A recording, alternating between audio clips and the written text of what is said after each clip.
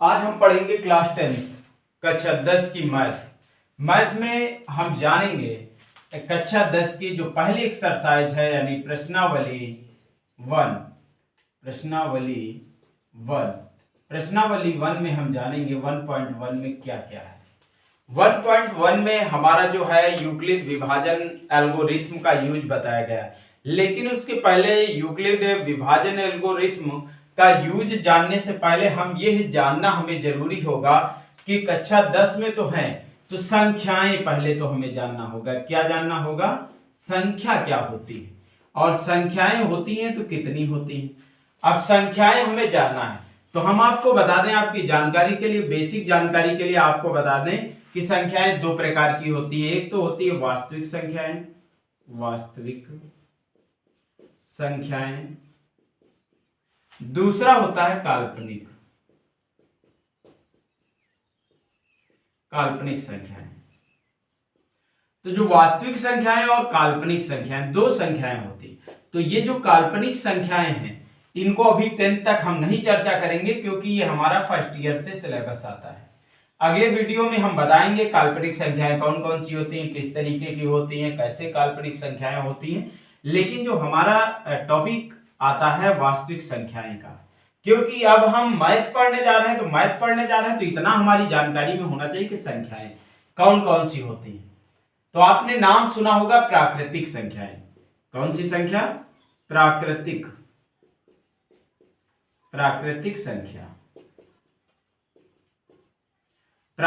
संख्या। वास्तविक संख्या तो जान ही लिया, अब प्राकृतिक संख्या। अब वास्तविक संख्या के अंतर्गत ही कौन सी संख्या आती है? प्राकृतिक संख्या। दूसरी आती है पूर्ण संख्या। कौन सी संख्या है? पूर्ण संख्याएं। अगला आता है पूर्णांक। क्या आता है? पूर्णांक। अगला क्या आता है? परिमेय संख्याएं।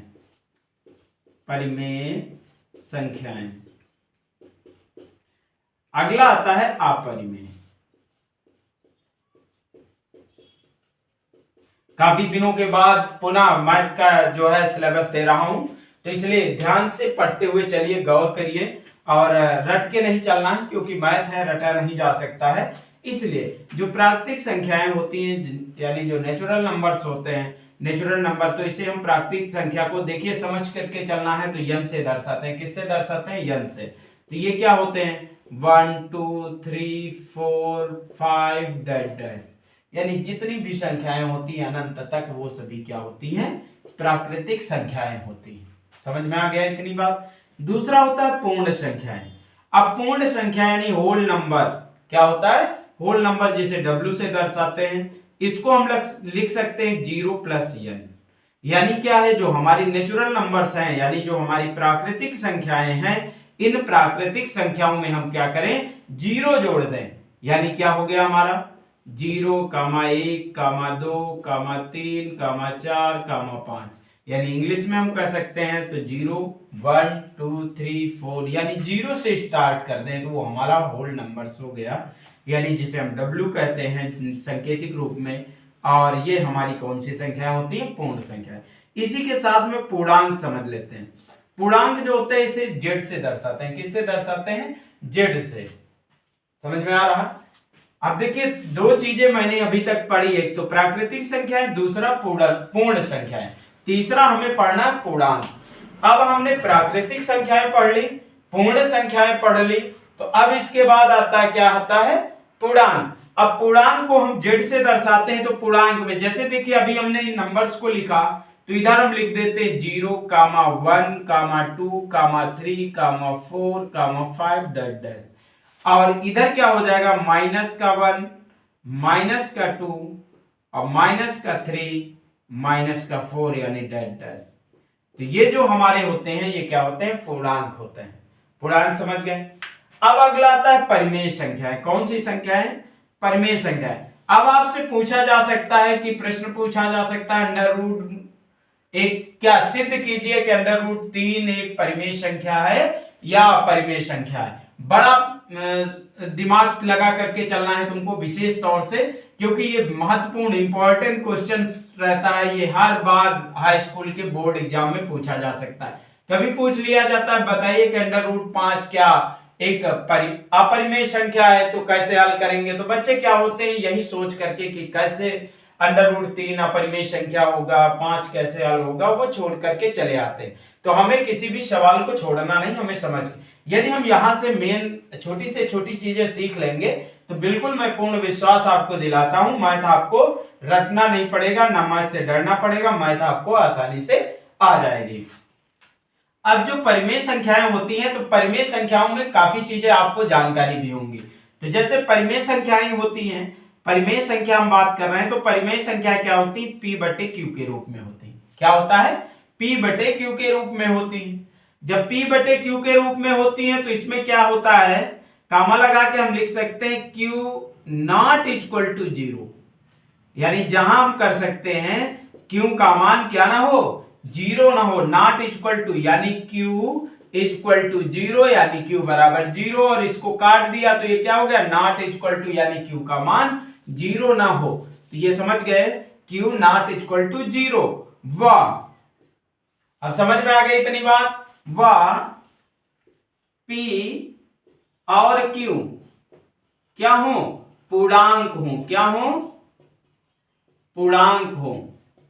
P व Q क्या होने चाहिए, पूर्णांक हो, या हम लिख सकते हैं कि उसी के आगे लिख सकते हैं P और Q पूर्णांक होते हैं। ये बात क्लियर हो गई। अब देखिए स्टेप बाय स्टेप हमें इसलिए सीखना जरूरी है क्योंकि हमें सवाल लगाना है। नंबर्स कुछ भी हो, गिनतियां कुछ भी लिखी हो, कैसा भी सवाल घूम घरेर करके पूछ लिया गया हो, लेकिन मुझे उसका आंसर आना चाहिए। उसके लिए हम क्या करेंगे, लिखेंगे P/Q, यानी परिमेय जो संख्याएं होती हैं P/Q, Q not equal to 0, P और Q क्या होते हैं, पूर्णांक होते हैं। अब जब पूर्णांक होते हैं तो हम लिख सकते हैं P और Q, P व Q क्या हो का HCF समझ रहे हो ना, कितना होना चाहिए, 1। HCF मतलब मासा। HCF और LCM तो आप अच्छी तरह से ही जानते हैं, निम्न क्लासों में भी पढ़ चुके हैं। तो P और Q का HCF कितना आना चाहिए, 1 आना चाहिए। ये हमारी परिमेय संख्या होती है। परिमेय संख्या के विषय में कुछ थोड़ा सा जितना मैंने राउंड कर दिया, सर्कल में कर दिया, वो क्या है, हमारी परिमेय संख्या है। तो परिमेय संख्याएं किसके रूप में होनी चाहिए, P/Q के रूप में होनी चाहिए। Q नॉट इक्वल टू 0, यानी जहां क्या नहीं होना चाहिए, Q का मान 0 नहीं होना चाहिए। P और Q क्या होते हैं, पूर्णांक होते हैं। P और Q का HCF 1 आना चाहिए। अब इसी जगह से एक सवाल उत्पन्न होता है, जैसे कोई कह दे कि 0, हाँ 0 लिख दिया तो 0 ही रखिए। 0 क्या एक परिमेय संख्या है या अपरिमेय, तो देखिए 0 हम परिमेय संख्या, यदि लिख दिया गया 1 तो परिमेय संख्या, लेकिन 1/0 कर दिया गया तो ये क्या हो गई, अपरिमेय संख्या हो गई, क्योंकि हमने बताया P/Q के रूप में हो, P/Q के रूप में तो पाया जा रहा है, ये देखिए। लेकिन फिर बता रहे हैं जहां Q नॉट इक्वल टू 0, यानी Q का मान 0 ना हो, तो यहां क्या पाया जा रहा है, Q का मान 0 पाया जा रहा है। यदि Q का मान 0 पाया जा रहा है तो क्या है, परिमेय संख्या नहीं है। जब परिमेय संख्या नहीं है तो क्या होगा, परिमेय संख्या नहीं है तो क्या होगा, अपरिमेय होगा। बात समझ में आ गई। जैसे कि मान लीजिए और भी कोई सवाल दे दिया गया, जैसे 1/2 लिख दिया गया, 1/2 पूछा गया, क्या परिमेय है या अपरिमेय, एक नंबर का सवाल पूछा जा सकता है, क्या परिमेय है या अपरिमेय। अब देखिए ये क्या पाया जा रहा, P/Q के रूप में पाया जा रहा, P/Q के रूप में पाया जा रहा। Q नॉट इक्वल टू 0, तो Q का मान 0 नहीं है, 2 है। जहां पर Q का मान क्या नहीं होना चाहिए, 0 नहीं होना चाहिए, तो 0 नहीं है, इसका मतलब P/Q है, और ये भी बात सिद्ध हो रही। दूसरी कह रहे हैं कि दोनों पूर्णांक हो। अब पूर्णांक दोनों जब हो तो पूर्णांक में हमें मालूम होना चाहिए कि स्वयं से कट रहे हो। अब पूर्णांक देखिए, अब पूर्णांक में ये देखिए स्वयं से विभाजित है, एक से या तो कटेगा या तो 2 स्वयं से कटेगा, अन्य से नहीं कटेगा ना। तो इसका यदि हम HCF निकालें, P व Q का HCF निकालें यहां, यानी 1,2 का HCF क्या आएगा, 1 ही आएगा। तो तीनों बातें हमारी देखिए, ये भी बात सही चल रही, ये भी चल रही, तो इसका मतलब क्या है, 1/2 परिमेय संख्या है। क्या है, परिमेय संख्या है। क्या है, परिमेय संख्या है। अब उसके बाद थोड़ा सा समझ लेते हैं अपरिमेय संख्या क्या होती है। अपरिमेय संख्या, अपरिमेय संख्या जो होती है, यानी ये इधर, आप इधर लिख लेते हैं, इधर ही चलिए। अपरिमेय संख्या, अपरिमेय संख्याएं, अपरिमेय संख्याएं क्या होती है? जो अपरिमेय संख्या को एक शब्द और हम कह सकते हैं अभाज्य संख्याएं। क्या कह सकते हैं? अभाज्य संख्याएं, जो स्वयं से कटे, अंडर रूट लगा दीजिए, ठीक है ना। जैसे कि मान लीजिए हमने लिख दिया 2 अंडर रूट 2, यानी 2 अंडर रूट 2 लिख दिया, अंडर रूट 3, अंडर रूट 5, ये क्या है? देखिए ये या तो 1 से कट सकती है, या तो 2 से कटेगी, या तो 1 से कट सकती है, या तो 3 से या 5 से कटेगा, या तो 1 से। तो इसलिए ये क्या है? अभाज्य संख्याएं, स्वयं से ही कट रही, तो इसलिए ये अंडर रूट लगे, ये क्या होंगी? अपरिमेय। अब कैसे होंगी ये अपरिमेय संख्याएं, इस विषय के लिए भी अगले एक्सरसाइज में हम आपको ये बताएंगे कि किस तरीके से ये अपरिमेय संख्याएं होंगी। अब उसके बाद ये तो बेसिक चीजें हमारी थी। अब इसके बाद एक चीज और जान लेते हैं कि जब हाई स्कूल की एक्सरसाइज 1 आएगी, जो प्रश्नावली 1 आएगी, पॉइंट 1 आएगी, उसमें आ रहा है यूक्लिड एल्गोरिथम, यानी यूक्लिड विभाजन एल्गोरिथम। तो इसके पहले देखिए ये चीज समझ में आ गई ना, तो इसके पहले एक चीज और हम जान लेते हैं। क्या जान लेते हैं? इसके पहले जान लेते हैं, क्या जानेंगे बताइए? यूक्लिड विभाजन, यूक्लिड विभाजन प्रमेय। अब ये कौन सी बला आ गई भाई? सोचिए, यूक्लिड विभाजन प्रमेय कौन सी बला? अभी तक तो मैंने यही सारी चीजें सिखाई, लेकिन अब ये क्या है, कैसा है, क्यों दिया गया? क्योंकि ये आपकी एक्सरसाइज में, मान लेता हूं कोई 2 संख्याएं हैं, एक ए है और एक बी है। क्या है? एक ए है और एक बी। ए क्या है? बी से बड़ा है। ए क्या है? बी से बड़ा। तो इसमें क्या हो जाएगा? A is equal to B Q plus R. ये क्यू क्या होता है हमारा? क्यू क्या होता है? क्यू केवल मैं बात कर रहा हूं, क्यू हमारा भागफल होता है। क्या होता है? भागफल होता है। आर हमारा क्या होता है? शेषफल होता है। क्या होता है? शेषफल। इतनी बात क्लियर हो गई? क्यू क्या होता है और आर क्या होता है, ठीक है ना। नहीं समझ में आया क्या? देख लीजिए, ये समझ में नहीं आया तो फिर एक बार बताइए, हम बिल्कुल दोबारा समझाने का प्रयास करेंगे। अब इसमें क्या होता है? जो आर होता है, जो आर है ये, वो क्या है? बी से छोटा है, यानी आर का मान किससे छोटा होता है? बी से। और आर का मान क्या होता है? ये क्या होता है बताइए? ये 0 या 0 से बड़ा होता है। आर क्या होता है? ठीक है ना, 0 या 0 से बड़ा हो सकता है। तो ये हमारा, आप समझ लीजिए कि यदि इतनी बात हम समझ गए तो ये फार्मूला हमारा एक्सरसाइज 1.1 में लगेगा, जिसके माध्यम से हम सवाल को हल कर सकते हैं। जैसे एग्जांपल के तौर पे आप समझ सकते हो कि हमारा ए जो है, मान लिया हमारा 5 है और बी 2 है। अब इस हम सूत्र का प्रयोग करेंगे। ए की जगह हमने क्या रख दिया? ए की जगह क्या कर दिया? डस्टर कहां रह गया? चलिए कोई बात नहीं। ए की जगह 5 बराबर, अब बी कितना है? 2 है। अब Q और R हमारे पास नहीं है, तो अब हम क्या करेंगे? 2 से 5 को भाग करेंगे, डिवाइड करेंगे। अब 2 का पहाड़ा पढ़ेंगे, 5 से ज्यादा ना हो, 2 बार जाएगा। कितनी बार जाएगा? 2 बार।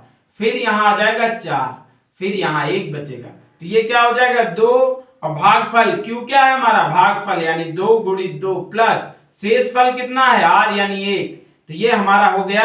अब देखो 2 दूना 4 प्लस 1 यानी 5। तो left hand side equal to right hand side, यानी जो लेफ्ट हैंड साइड में है वही राइट हैंड साइड में। तो इस फार्मूले के आधार पर हम यूक्लिड विभाजन एल्गोरिथम का प्रयोग करके जो है निकाल सकते हैं। तो पहला सवाल हमारा शुरू होता है। पहला सवाल हमारा है, हमको निकालना है HCF। क्या निकालना है? HCF। ये बात एक बार आप गौर करके देख लीजिए, यदि आपको नहीं समझ में आ रही किसी भी तरह से तो हम समझाने का प्रयास दोबारा करेंगे। देख लीजिए, यदि कुछ भी नहीं समझ में आ रहा, एक बार ध्यान से गौर से समझ लीजिए। देखिए मैथ है और यदि दिमाग से पढ़ेंगे तो बिल्कुल मैं 100% श्योरली कह सकता हूं, आपको रटना नहीं पड़ेगा और मैथ में अच्छे से अच्छे नंबर आप ला सकते हैं बगैर ट्यूशन के। ट्यूशन कोचिंग कहीं भी जाने की जरूरत नहीं है। यदि आप मेहनत करते हैं घर पे ही तो हमारी क्लास देख सकते हैं और पूरी तरीके से आप अच्छे नंबर पा सकते हैं। अब हमारा क्या है, पहला प्रश्न है HCF निकालना है। HCF बराबर क्वेश्चन मार्क। अब हम बुक नहीं अभी उठा रहे हैं इसलिए, क्योंकि हमको ये मालूम होना चाहिए क्या है। दूसरा कह रहा है किसका प्रमेय, यूक्लिड विभाजन एल्गोरिथम का प्रयोग करके, क्या करके, इसका प्रयोग करके हमें क्या करना है, HCF ज्ञात करना। तो नंबर 1 पे क्या है हमारा, यानी पहला जो सवाल है 135 और बुक में दिया है 225। 135 और 225, जब 135 और 225 दिया तो हम देखिए लिख सकते हैं कौन बड़ा। यदि हम इसको 135 बड़ा है यानी 225 बड़ा है, इसको ऐसे भी लिख सकते हैं या 225 और इधर का फेस कर देंगे और 135, दोनों में से एक कोई भी लिख सकते हो, जो तुम्हें पसंद हो, कोई दिक्कत नहीं। अब क्या करना, हमें जो बड़ा है उसी को पहले लिख लेंगे। अब क्या हम लिखेंगे, यूक्लिड विभाजन, देखिए जिस सूत्र का बात कर रहा हूं उसको लिखना, एल्गोरिथम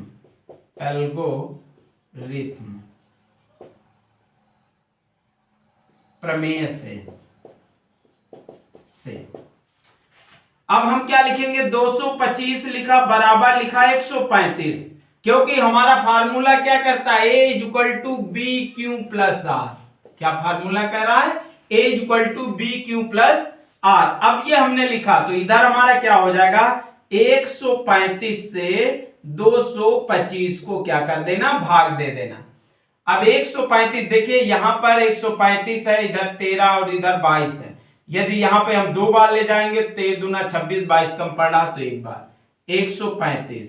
अब 0, अब यहां से दाएं लेंगे, यहां 12 हो जाएगा, 12 में 3 गया, कितना बचा, 9 बचा। अब देखिए हमारा एक बात जो कह रहा है भागफल, क्यों हमारा क्या है, भागफल है, तो भागफल यहां कितना है, 1 है, गुणित 1 लिख देंगे, प्लस R कितना है, शेषफल 90 लिख दिया। ये हम लिख देंगे चरण 1। क्या लिख देंगे, चरण 1, या इंग्लिश में लिखना चाहोगे तो स्टेप 1। दो में से जो भी कुछ, यदि इंग्लिश लिखना चाहते हो तो इंग्लिश, हिंदी लिखना चाहते हो तो हिंदी, स्टेप 1। अब ये हमारा हो गया। अब फिर लिखेंगे स्टेप 2 या चरण 2, ठीक है। अब देखिए क्या है हमारा बड़ा इसमें, 135, तो 135 को इधर लिखा, बराबर का निशान लगाया। अब 135 को 90 से भाग देंगे, अब 135 यहां लिख देंगे। अब 90 का पहाड़ा पढ़ेंगे 100, तो 9 दूनी 18, ज्यादा हो जाएगा तो एक बार, तो कितना हो जाएगा, 90 यहां आ जाएगा। ये 5 बचा, यहां पर 13 में 9 गया, कितना बचा, 4 बचा, तो इतना बच गया। तो देखिए हमने किससे भाग दिया, 90 से दिया। भागफल कितना आया, एक, शेषफल कितना आया, 45। क्लियर हो गया। अब 45 से किसको डिवाइड करना है, 90 को, 45 दूना 90, 0। तो हमने कहा था तब तक नहीं रुकना है जब तक हमारा शेषफल क्या ना हो जाए, 0 ना हो जाए, कितना, 0 ना हो जाए तब तक। तो देखिए अब हम क्या लिखेंगे, 90 बड़ा है, ये लाइन आपको नहीं खींचनी, 90 बराबर ये 45 गुणित कितनी बार गया, 2 प्लस 0। अब 0 हमारा आ गया, तो हमारा यहां से सवाल फिनिश हो गया, समाप्त हो गया। स्टेप 3 स्टेप तक हम चले। अब लिखेंगे, क्या लिखेंगे, 45 से विभाजित हो रहा है तो इसलिए लिखेंगे HCF। HCF में किसका किसका, 135 और 225 बराबर 45। ये हमारा सवाल हो गया। इसी तरह हम चाहें तो जो दूसरा हमारा सवाल है, दूसरा सवाल हमारे पास है 196 और 38,220 अब इसमें क्या करेंगे, स्टेप 1 चलेंगे। स्टेप 1, अब देखिए क्या करेंगे, पहले इसके पहले 38220 बड़ा किससे, 196 से, है ना, ये तो समझ ही गए। अब उसके बाद लिखेंगे यही बात यूक्लिड विभाजन एल्गोरिथम का प्रयोग करके। फिर स्टेप 1 में चलेंगे, अब बड़ा है तो 38220 बराबर 196। अब इधर क्या करेंगे, भाग देंगे। अब 196 से 38220 को भाग देना है, हमें क्या करना है, 38220 को भाग देना है। तो अब भाग दे दीजिए। अब भाग देते हैं तो भाग दे देंगे, जो भी आएगा कर लेंगे अपने आप में। उसके बाद देखिए तीसरा सवाल है 867, कितना है तीसरा नंबर, अपने मन से करना है 2 और 3 को। 867 और 867 के बाद 255, फिर थोड़ा सा मैं समझा रहा हूं स्टेप 1।